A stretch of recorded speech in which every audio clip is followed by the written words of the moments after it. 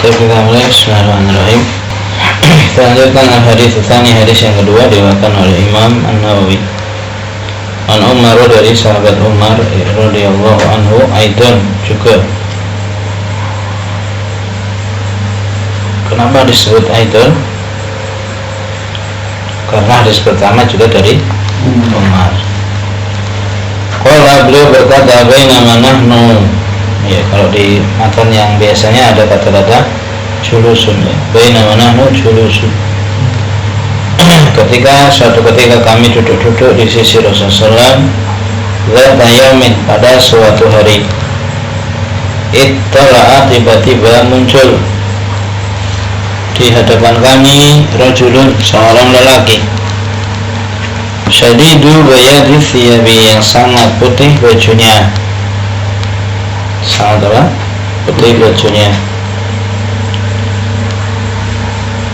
Syadidu sawadi sya'ri, sangat hitam rambutnya. La yura, tidak terlihat padanya atharu safari, bekas perjalanan. Wala ya'rifuhu, dan tidak mengenalinya, minna, di antara kami seorang pun. Hatta jalasa, sampai dia pun duduk, ila Nabi, di hadapan Nabi SAW. Fa'asnada rukbatayhi ila rukbatayhi, maka dia meletakkan kedua lututnya, ya, di depan kedua lutut Nabi. Bahwa doa kafaihi, dan dia meletakkan kedua telapak tangannya, ala fakhidaihi, di atas kedua paha beliau, di atas kedua paha Rasul SAW, sebagaimana dalam riwayat yang lain.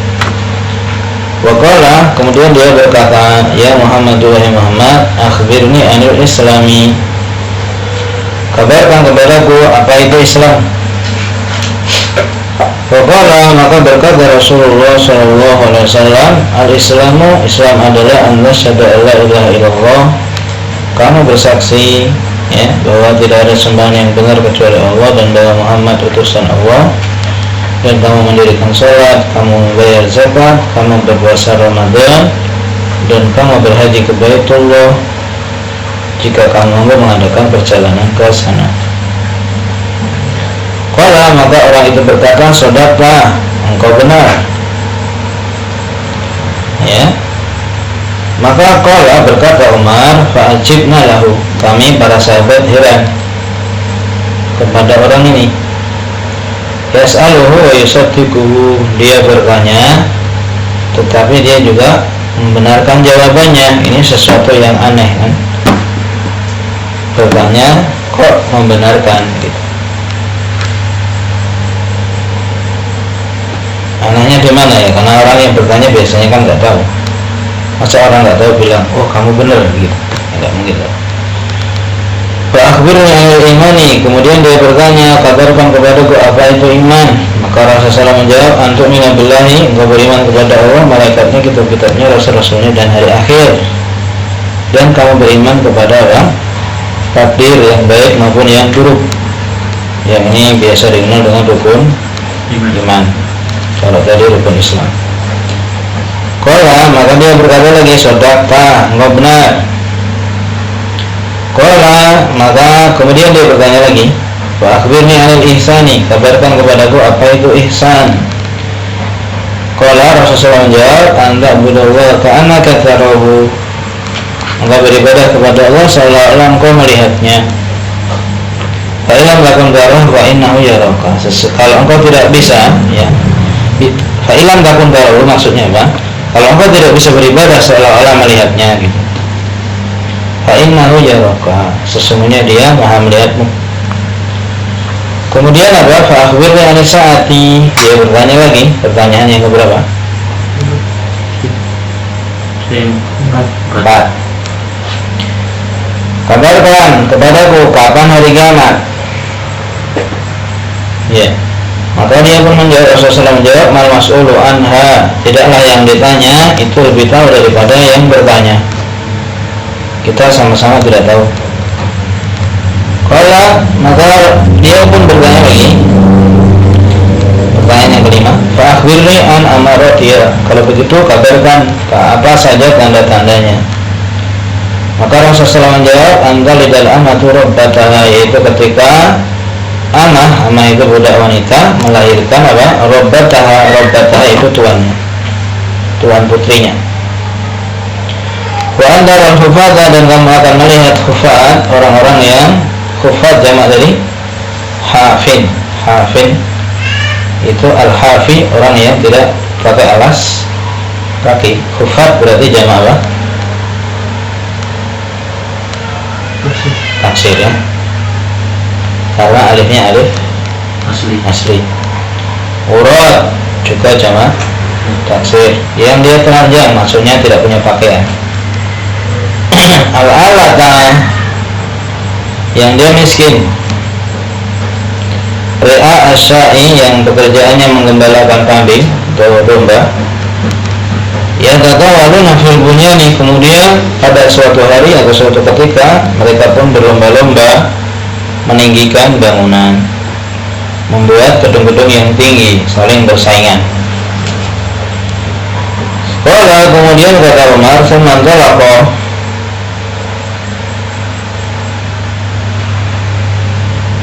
Kemudian setelah itu dia pergi. Kalau misal malian, apa kata Umar, aku pun menunggu beberapa hari. Artinya setelah kejadian itu Umar tidak tahu siapa itu orang. Thumma, kemudian di lain hari Rasulullah bertanya, ya Umar, wahai Umar, atau dari manisa itu, apakah kamu tahu siapa yang bertanya tempoh hari? Kultu, aku menjawab, Allah wa Rasulullah a'lamu, Allah dan Rasulnya yang lebih tahu.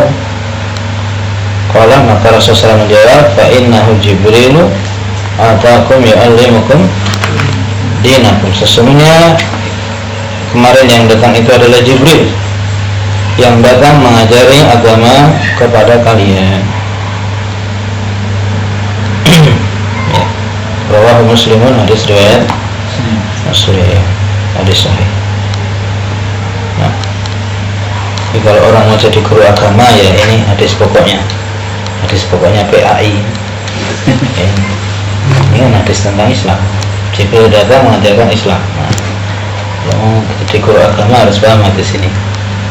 Selanjutnya di sini penjelasan dari Syekh Abdul Rahman bin Nasir Al-Barrak hafizahullah taala. Syarh penjelasan. Al-haditsu aslun, hadis ini intinya betul adalah kaidah yang pokok, ini maksudnya kaidah jami'un, yang merangkum, kaidah yang merangkum li usuliddini, pokok-pokok agama. Jadi kaidah ini atau hadis ini berisi kaidah pokok dalam urusan agama, merangkum kaidah-kaidah agama. Apa saja maksudnya? Al-i'tiqadiyati wal amaliyati, baik kaidah itu berkaitan dengan apa? I'tiqad, yaitu keyakinan atau akidah. Jadi kalau belajar akidah tidak bisa lepas dari hadis Jibril. Wal amaliyati, dan juga kaidah-kaidah agama yang berkaitan dengan amaliyah, yaitu praktis.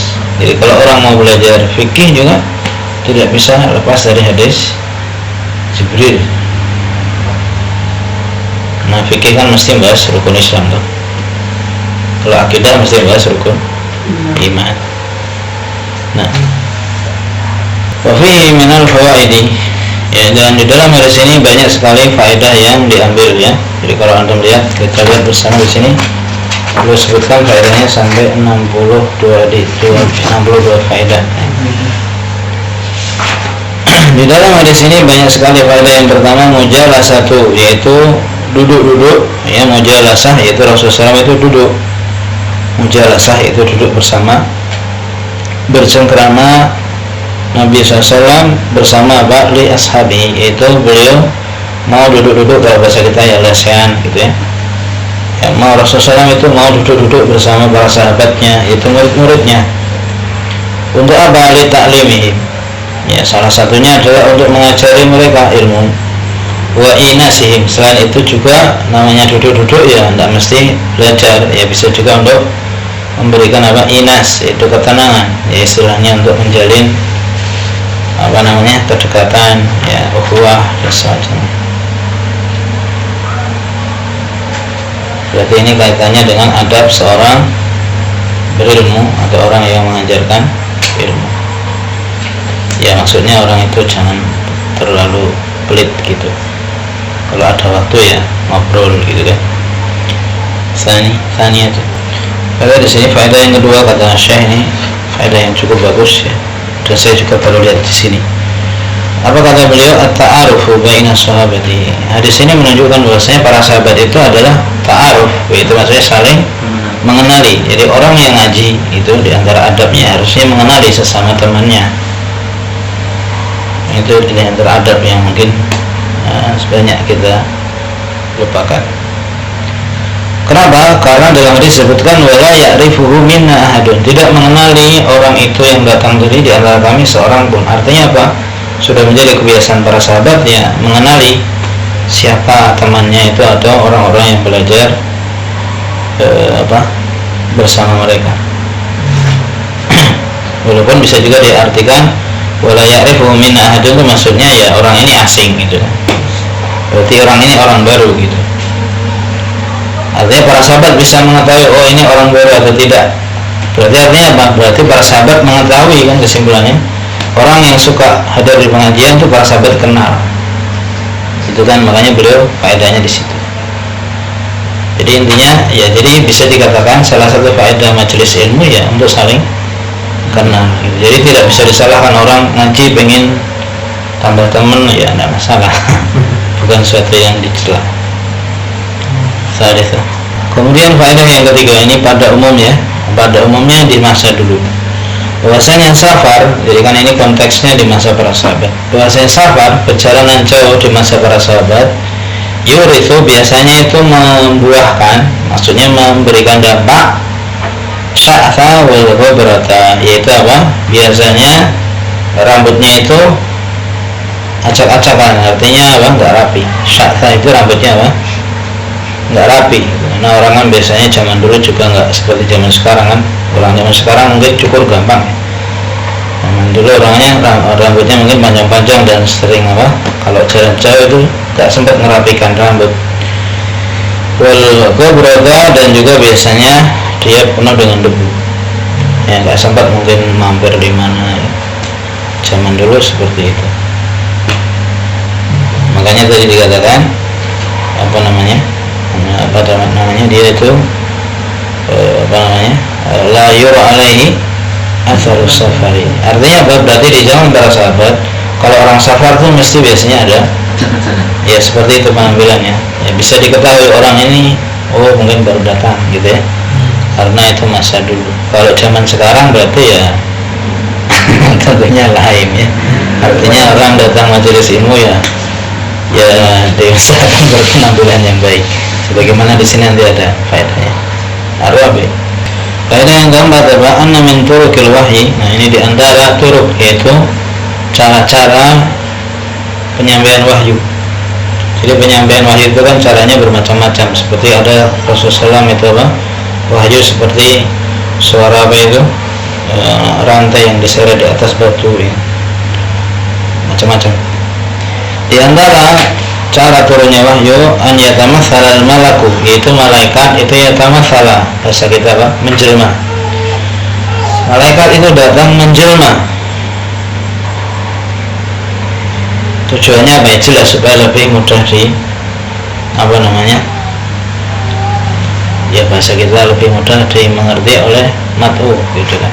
Coba kalau malaikat datangnya dalam bentuk asli ya, mungkin orang sudah pikir dulu gak dapat pelajaran. Sudah gumun duluan gitu. Ini aja orang ini udah gumun, tapi kan masih bisa mikir. Ya tamatsalal malaku bi surati rajulin, itu malaikat datang itu menjelma dalam bentuk seorang lelaki. Jadi ketika malaikat datang itu mesti bentuknya laki-laki, nggak ada malaikat datang bentuknya perempuan. Sama malaikat yang datang kepada Maryam, yang datang kepada Nabi Nuh, Nabi Lut dan seterusnya kan, Nabi Ibrahim, semuanya laki-laki. Tidak ada ceritanya malaikat menjelma dalam bentuk perempuan. Fayukallimun nabiyya. Kemudian malaikat itu berbicara kepada Nabi SAW. Dan biasanya ketika malaikat itu datang kepada Nabi biasanya berpenampilan dengan wajahnya itu seperti seorang sahabat yang bernama Dihyah Al-Kalbi biasanya. Tapi kalau di sini berarti dia tidak, karena apa? Dikatakan tidak mengenalinya seorang pun. Berarti wajahnya ini wajah baru betul gitu kan. Seandainya wajahnya seperti wajah Dihyah Al-Kalbi ya nggak mungkin dia dikatakan wala ya'rifuhu minna ahadun. Karena terkadang sebagaimana riwayat yang lain, malaikat itu datang dalam bentuk wajahnya seperti sahabat bernama Dihyah Al-Kalbi. Itu termasuk sahabat yang wajahnya ganteng. Kemudian faedah yang kelima, berkata Syekh, Qudratul Malaki, bahasanya malaikat itu memiliki kemampuan, maksudnya kemampuan yang Allah berikan. Malaikat punya kemampuan, dan ini tidak dipunyai manusia, yaitu apa? Alat tamatsuri bi suratil insani, yaitu untuk merubah wujud, menjelma gitu kan, menjadi bentuk manusia. Kalau manusia mau berubah wujud jadi apa? Ya, kecuali orang yang belajar ilmu sihir atau perdukunan. Kama qala ta'ala, sebagaimana firman Allah, ini dalilnya, fattakhadhat min dunihim hijaba.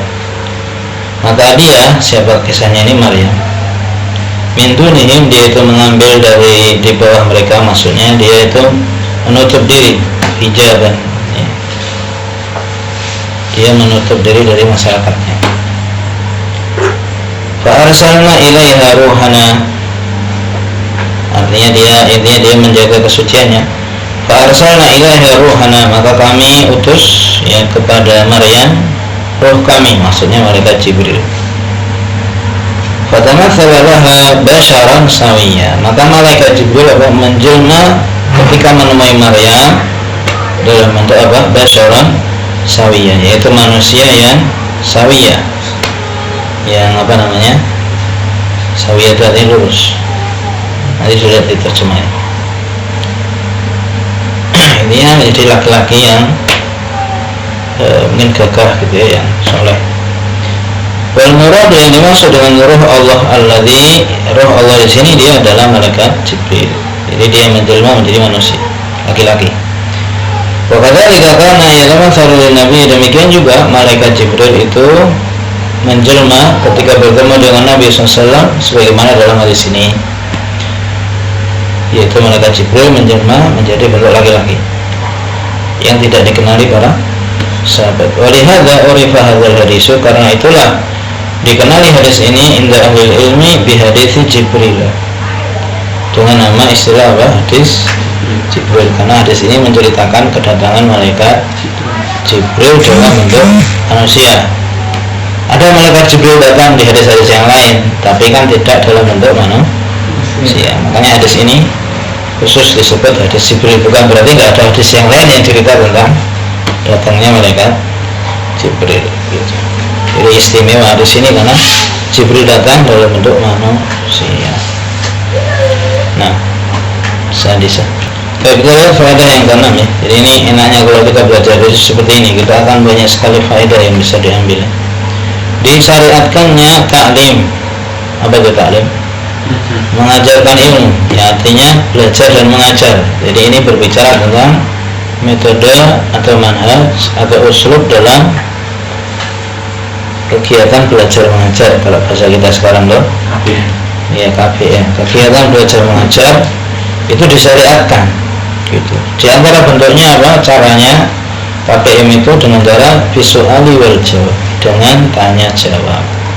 Jadi namanya belajar tidak mesti apa namanya, ya guru nerangkan terus sudah selesai, bisa dengan metode tanya jawab, sebagaimana Jibril bertanya, Rasulullah SAW menjawab, dan itu biasanya lebih membekas, lebih hidup ibaratnya loh, dengan tanya jawab itu lebih. Makanya kalau antum lihat misalnya ada pelajaran apa akidah, ada yang modelnya tanya jawab, seperti karya Syekh Hafidz Hakami ya, A'lam Sunnah Al-Mansurah, atau ada yang halang misalnya sirah, bentuknya tanya jawab. Ada belajar hadis mulai tanya jawab, ada juga, karena ini sangat bermanfaat terutama bagi para pemula. Pemula itu lebih mudah dengan tanya jawab. Saya Muhammad bin Abdullah juga punya kitab tanya jawab dalam masalah akidah. Baik, sahabat.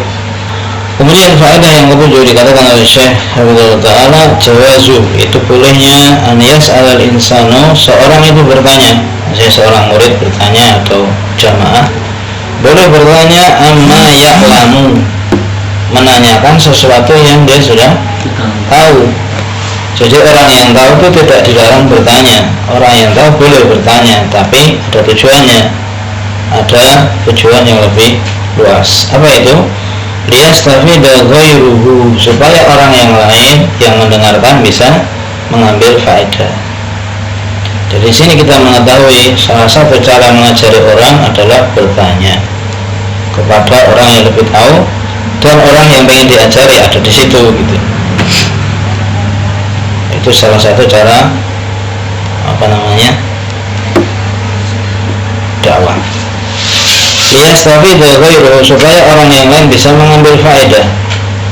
Karena bisa jadi orang yang lain mengambil faedah itu bisa jadi dia lebih luas lagi mungkin dia mengambil faedahnya daripada kita gitu. Bi istikhraji ma indal alimi, dengan dia mengeluarkan maksudnya faedah atau ilmu yang ada pada si orang alim. Jadi menanyakan sesuatu yang sudah diketahui itu bukan aib, selama tujuannya adalah untuk memberikan faedah, ya, baik untuk kita sendiri maupun untuk yang lain. Jadi bukan untuk ngetes, ya, bukan untuk ngetes seorang guru. Dan diantara faedahnya menanyakan yang sudah diketahui itu ya untuk merojaah juga, ya, karena kadang kita juga ya ingatannya itu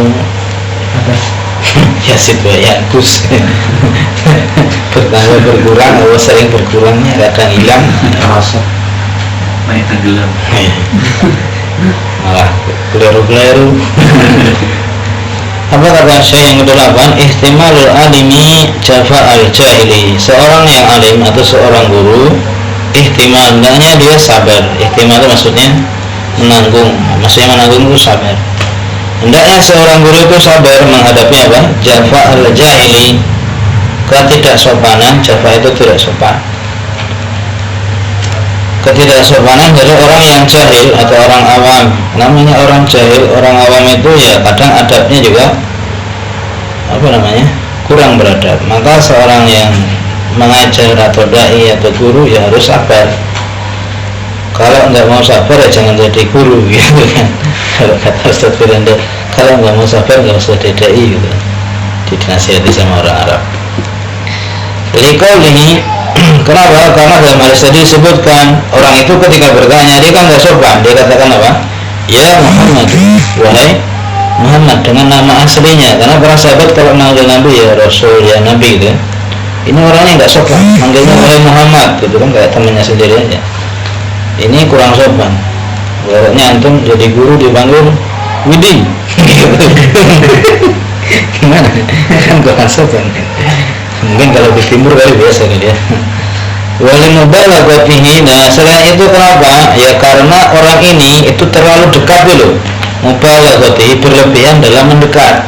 Ya namanya mengambil ilmu itu lebih baik dekat ya, tapi ya jangan dekat-dekat banget. Ini kan dekat banget sampai nemplok.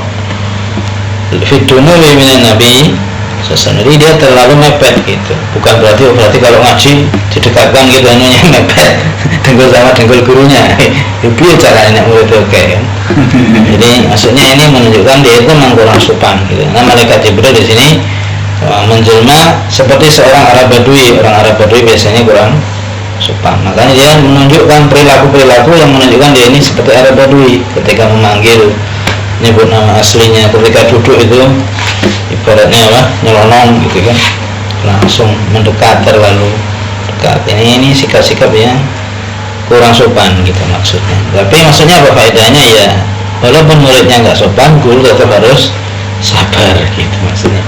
Jangan kemudian malah apa? Kamu ini gimana? Gitu kan.